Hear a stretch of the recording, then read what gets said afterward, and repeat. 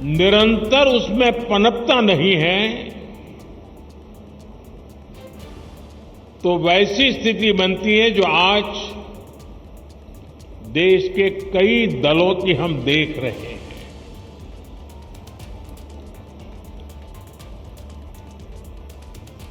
और जैसा अमित भाई ने कहा, हिंदुस्तान में एकमात्र यही दल है जो अपनी पार्टी के संविधान के अनुसार अक्षरशः लोकतांत्रिक प्रक्रियाओं को उसका पालन करते हुए अपने कार्य का विस्तार कर रहा है और जन सामान्य की आशा आकांक्षाओं पर खरा उतरने के लिए अपने आप को निरंतर योग्य बनाता रहता है। ये दल ऐसे ही यहां तक नहीं पहुंचा है,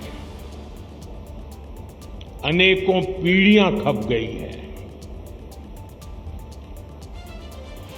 वर्तमान पीढ़ी के अनेक कार्यकर्ता हैं जिनके नाम भी नहीं जानते होंगे।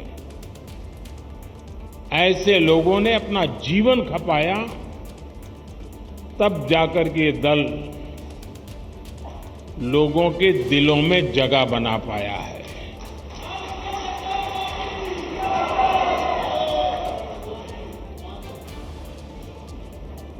मैं जब राजनीति में नहीं था,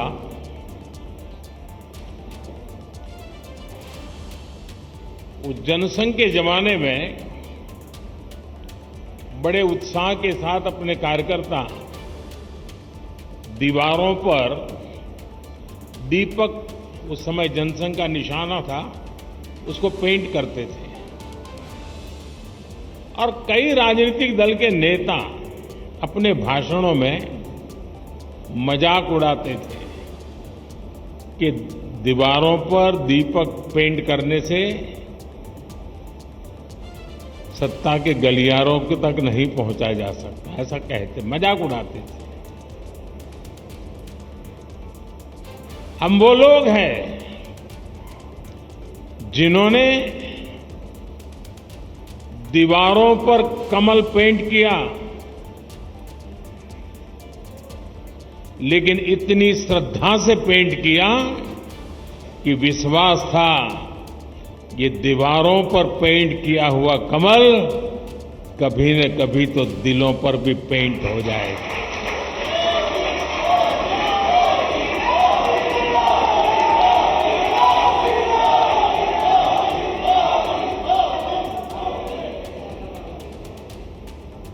और कुछ लोग हमेशा हमारी मजाक उड़ाते रहे हैं। जब संसद में हमारे 2 सदस्य थे, तब भी इतना भद्दा मजाक हमारे लिए उड़ाया गया था। कुछ लोगों का चरित्र ही ऐसा होता है और उनको लगता है कि ऐसा करने से वो बड़े बन जाते हैं। लेकिन ऐसी सब प्रकार की आलोचनाओं को झेलते हुए जन सामान्य के कल्याण के लिए समर्पित होकर के नेशन फर्स्ट की भावना को जीते हुए हम चलते ही रहे। और पंडित दीनदयाल उपाध्याय जी ने हमें मंत्र दिया था, चरैवेति चरैवेति चरैवेति। चल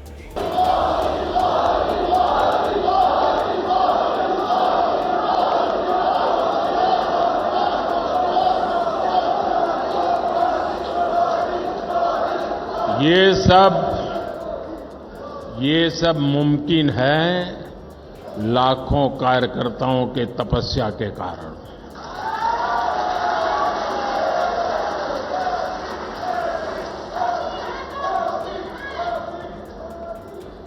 साथियों, उसी प्रकार से जहां दो राज्य की सीमाएं मिलती हैं, क्या अभी से प्लान कर सकते हैं कि उन दो राज्य की सीमा पर डेट निश्चित करके, मान लीजिए महाराष्ट्र और गुजरात की सीमाएं मिलती है, तो महाराष्ट्र के कार्यकर्ता उनकी सीमा पे आएंगे, गुजरात के कार्यकर्ता उस दिन उनकी सीमा पर जाएंगे और एक सीमा पर उनके गांव इसके गांव साथ मिलकर के मेंबरशिप बनाएंगे। महाराष्ट्र का गांव होगा, वहां गुजरात के लोग भी नजर आएंगे, गुजरात का गांव होगा, महाराष्ट्र के लोग नजर आएंगे और उस स्टेट के बॉर्डर के सभी गांवों को मैं कवर कर सकता हूं। जब मैं कहता हूं एक भारत श्रेष्ठ भारत, मेरे एक भारत श्रेष्ठ भारत की ये जो रेखाएं बनी हुई है नक्शे पर, मेंबरशिप के द्वारा मैं महाराष्ट्र के गांव को, गुजरात के गांव को, वहां के दिलों को जोड़ने के लिए मैं मेरा कमल खिला सकता हूं क्या? और इसलिए मैं कहता हूं साथियों, ये सदस्यता अभियान मेरे देश का सामर्थ्य बढ़ाने के लिए है। हमने हमारे ट्राइबल इलाके, मुझे याद है एक सदस्यता अभियान के समय मैं हिमाचल में मेरा दौरा था, ये नड्डा जी के इलाके में, और मैं पहाड़ी क्षेत्रों में जाना चाहता था। एक पोलिंग बूथ पर जाने में मेरा एक दिन लगता था, पहाड़ों पे चढ़ना पड़ता था और वहां जाकर के 20-22 लोगों की मीटिंग करके मैं नीचे उतरता था। पूरा दिन मेरा चला जाता था, लेकिन मुझे आनंद होता था कि वहां कोई तो होता था जो पूछता था कि साहब ठंड बहुत है, पहले चाय पी लीजिए।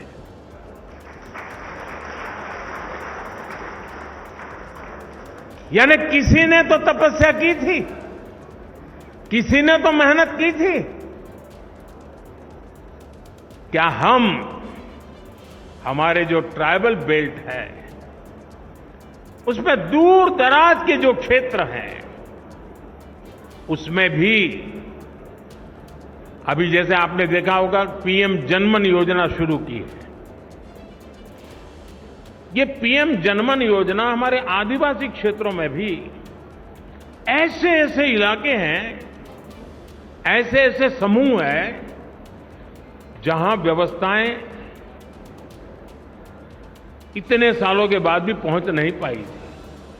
हमने पीएम जनमन योजना बना करके स्पेशल एफर्ट शुरू किया है।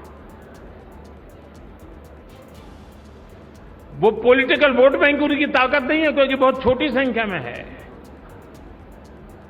लेकिन साथियों अगर उंगली का नाखून भी पक जाता है ना तो पूरे शरीर में दर्द होता है। वो भी तो मेरा शरीर के हिस्से हैं। वो दुखी हो, वो दुखी हो, पीड़ित हो, मेरे देश में मुझे भी उसकी पीड़ा होती है। इस पीड़ा का अनुभव करते हैं तब जाकर के पीएम जनमन योजना जन्म लेती है। सरकार तो पहुंचेगी, रोड भी बन जाएंगे, बच्चों का स्कूल में एडमिशन भी हो जाएगा, लेकिन कमल कौन खिलाएगा?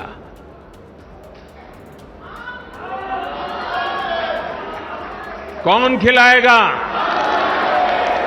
और इसलिए साथियों हम इस प्रकार से फोकस करके इन समाजों तक हम पहुंच सकते हैं क्या? आज देश में वो लोग जिन्होंने 3-3, 4-4 पीढ़ी में पक्का घर नहीं देखा था, जिनका कोई अता पता नहीं था, वो झुग्गी झोपड़ी में जिंदगी गुजारते थे, वो फुटपाथ पे जिंदगी गुजारते थे, आज यहां तो कल वहां, ऐसा ही उनका बसेरा हुआ करता था। ऐसे 4 करोड़ परिवारों को हमने एड्रेस दिया है।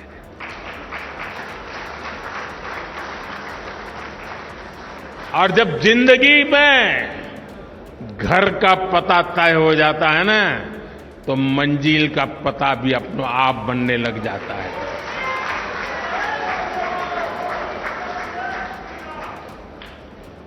जिनको घर मिला है, जिनकी जिंदगी में अब अपना एक स्थायी, पीढ़ियों के बाद 4-4, 5-5 पीढ़ी में कभी उन्होंने पक्के घर में जिंदगी नहीं गुजारी होगी, क्या ये मौका नहीं है दोस्तों उनके पास जाने का?